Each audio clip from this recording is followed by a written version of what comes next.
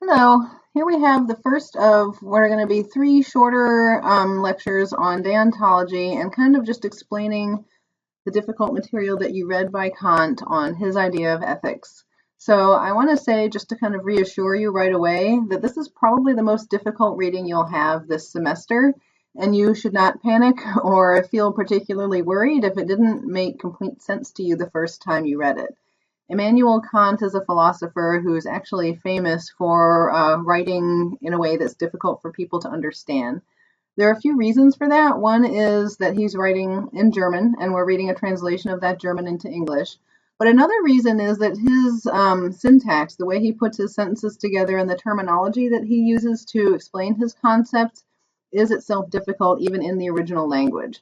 So my job here today with Kant is going to really be to walk you through, unpack, and explain a lot of the terminology, concepts, and ideas that he uses in his philosophy. So hopefully by the end of this series of videos, you'll have a much better understanding of what the heck Kant's trying to say than you may have had as you were reading through it the first time. So here's some basic Kantian terminology that you probably just want to make a note of. When you're explaining Kantian theory, like you're going to have to do in your first essay, these are all terms that I would expect to be present in a complete explanation of Kant's theory. So if you were to leave any of these out, then I would definitely think that you either didn't fully understand Kant or just simply weren't including everything that I said needed to be included in that essay. So we'll go through all of these terms and explain them all and explain how they work with Kant's theory in the course of these three videos on Kant. But I just want to give you the vocab list now, this terminology list now, so that you'll know what the most important words and concepts are. So I want to start with the same diagram that you've already seen with utilitarianism, and that's just the basic framework and structure of making a moral decision. We have our moral agent, and we know that all moral agents have to be rational and autonomous. We have the act itself, and then we have the consequences of that action. So Kant is going to locate the central focus in a different place than utilitarianism. Mill and other utilitarians are consequentialists, so we know that they are focused on achieving good consequences. Kant is more focused on the moral agent. Specifically, he's concerned with that person's motive or reason for acting. So again, the act itself could be either good or bad, depending on whether that moral agent, the actor in the situation, has the proper motive. So what we need to do here is to determine how you know whether someone's acting from the proper motive or not, and what that proper motive really is.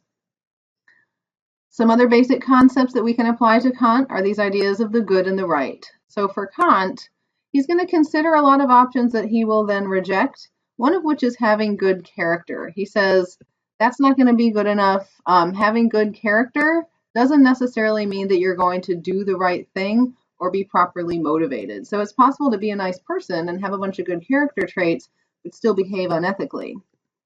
Gifts of fortune, this is basically the luck of the draw, right? Things like innate talents and inherent abilities. This isn't ultimately good either because it's something that we don't have any control over.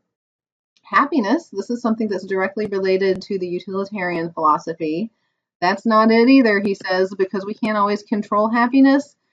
In addition to that, happiness is an emotion. It is not something that's based on reason. So for him, our feelings often get in the way of good moral actions, and they're not something that we ought to use as a guide for good moral behavior. A pure and good will is what Kant believes is the only thing that's good in and of itself. And what he means by that is a will that is naturally inclined, or if not by nature, then by our own ability to apply reason, inclined to do the right thing for the right reasons. So the pure and good will is defined by Kant as the tendency to do the right thing, governed by reason. In other words, it's not random, and it's not something that we just know how to do on instinct. You don't get any moral credit for knowing how to do things without thinking about it. So then the next question is, how do you do that, right? How do you use reason in order to govern the will, in order to direct the will in the right direction that you want it to go? So what you'll notice here is that at the end of each explanation of a concept, there's going to be a follow-up question like that. Okay, I understand the idea of a good will, tendency to do the right thing, governed by reason. How do you do that? That's our next step.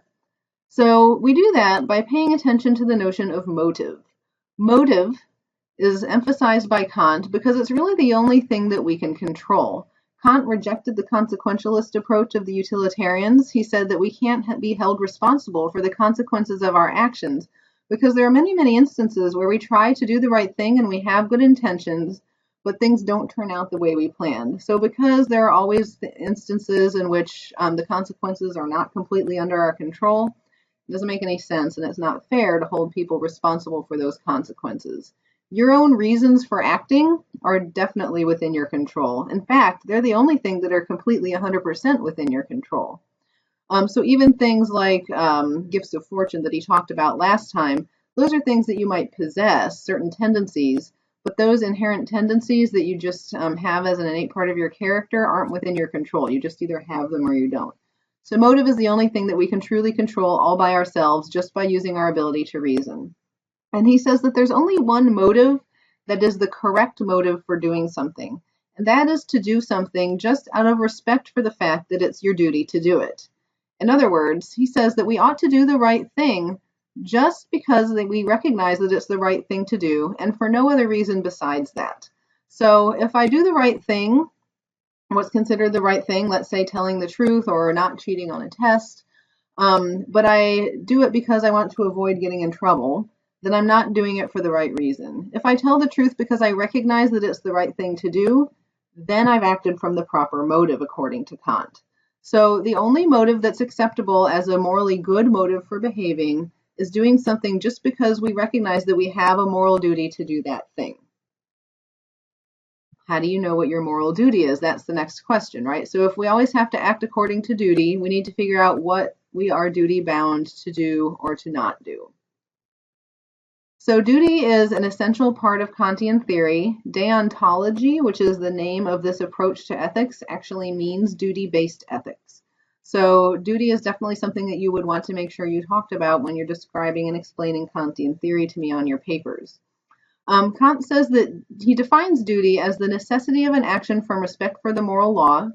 And then he also says nothing could determine the will, remember we talked about the good will being our ultimate good, except objectively the law and subjectively pure respect for the practical law. So that doesn't make very much sense, right? To our modern ears, we don't talk like that. So to translate this into more common language, he says it's your duty to follow the moral law, and your will should always be inclined to respect this law. In other words, our only proper motive is to do our duty, and your duty is to always follow the moral law out of respect for that law. So you probably have a follow-up question at this point, right? Which is, what's the moral law? So we know we should be motivated to do our duty. We know our duty is to follow the moral law. We still don't know what we're actually supposed to do or not do. We have to determine what the moral law contains in order to know what our actual actions are supposed to be. So the moral law has some certain characteristics. The two most important are that it's universal, meaning that it applies to everyone at all times with no exceptions, and it's based on pure reason. What we mean by that is it's something that any person with the ability to reason ought to be able to figure out and arrive at. It's not a mystery. It's not something that's based on instinct or any other things that are outside of our control. It's not the same as the law of the land. So earlier when we were talking about Martin Luther King Jr. and Socrates, we were talking about morality in the law. The moral law for Kant has nothing to do with your country's legal code. It has to do with a set of universal rules or principles that are relevant to ethics, not to legality in terms of crime and punishment. So we wouldn't want to say that in order to follow the moral law, you have to follow the law of the land. These are two completely different things. And it's also something that it doesn't depend on time, place, profession, or other situational factors. So the moral law doesn't change depending on which historical era a person lives in. We wouldn't be able to look back at a past era in which slavery was condoned and said the moral law was different then than it is now. No, it's always the same for everybody at all times. It doesn't matter where you are. So cultural standards aren't going to affect the moral law. And it doesn't matter what your job is. So the moral law applies the same way to doctors, teachers, professors, any profession, it doesn't matter. So the same moral law applies to everyone. It also doesn't depend on relationships. Like you wouldn't have a different moral law as a parent than as someone who didn't have children. So all of this is really driving home the point that the moral law is universal, and there are no people who are an exception to this law. We all have to follow the same rules. And pure reason, this is a universal ability of all moral agents. So just want to refresh your memory there. That's a term that we used last time. In order to be a moral agent, you have to be rational and autonomous. So presumably all moral agents ought to be able to use their ability to reason to determine the content of the moral law. How do we know what the moral law dictates? What should we use? How should we reason? What decision-making tools ought we to use in order to figure out what we can do or not do? What rules apply to everybody? The decision-making tool that Kant wants us to use and that he proposes as a universal standard decision-making tool is something that he calls the categorical imperative. So an imperative is just a command or an ought statement. So if you think back to your high school English classes, maybe we have different types of statements, right? Interrogatory statements where you're asking a question. An imperative statement is like a command, go do this, right? So categorical imperative is something that applies to everybody. These are different than hypothetical imperatives. A hypothetical imperative is a situational ought statement. These are if-then statements that only apply if you want to achieve a certain result. If you want to be a good musician, you should practice. That's a hypothetical statement because it only applies if you want to be a good musician. If you are a parent, you should care for your children. That's also hypothetical because it only applies if you happen to be a parent. So categorical imperatives are different in that they are universal, right? They apply across the board in all categories. So this is the type of thing that will help us to determine the moral law because we know the moral law itself is not situational and doesn't apply to everybody. It does apply to everybody, regardless of situation.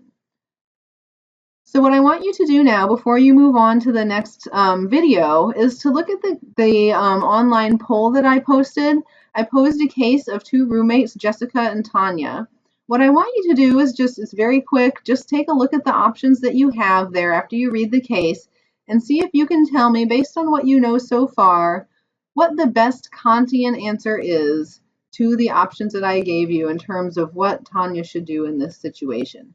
So after you do that, come on back and look at the second video and walk through what the best Kantian answer in fact is, and then we'll unpack this first formulation of the categorical imperative and see how we could use that to apply to a case.